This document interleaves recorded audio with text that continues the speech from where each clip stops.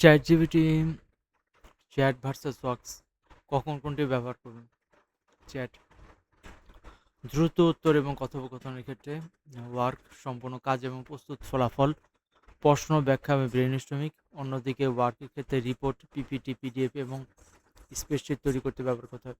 ছোট লেখা এবং সংক্ষিপ্ত সার, ফাইল বিশ্লেষণ এবং বহু ধাপের কাজ, অর্থাৎ ডিটেলস কাজ করতে গেলে আমরা ওয়ার্কটা ব্যবহার করব।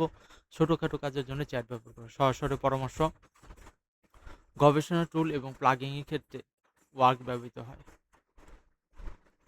প্রশ্ন বা ছোট কাজের ক্ষেত্রে চ্যাট, সম্পূর্ণ ডেলিভারিড বা সম্পূর্ণ কাজের জন্য ওয়ার্ক ব্যবহার করা হয়। রিমেম্বার কোড, কীভাবে মনে রাখতে হবে যে চ্যাটের তো উত্তর, ওয়ার্ক সম্পূর্ণ কাজ। দ্রুত ব্যাখ্যায় চ্যাট, আর বড় প্রজেক্টের ক্ষেত্রে ওয়ার্ক। সুতরাং কোনো গবেষণা বা ইউটিউব স্ক্রিপ্ট ডিটেলস লিখতে গেলে আমরা ওয়ার্ক ব্যবহার করবো, কোডিং বা অন্য ক্ষেত্রে। আর ছোটোখাটো কাজের জন্য, দ্রুত কাজের জন্য চ্যাট ব্যবহার করবো। Thanks for watching.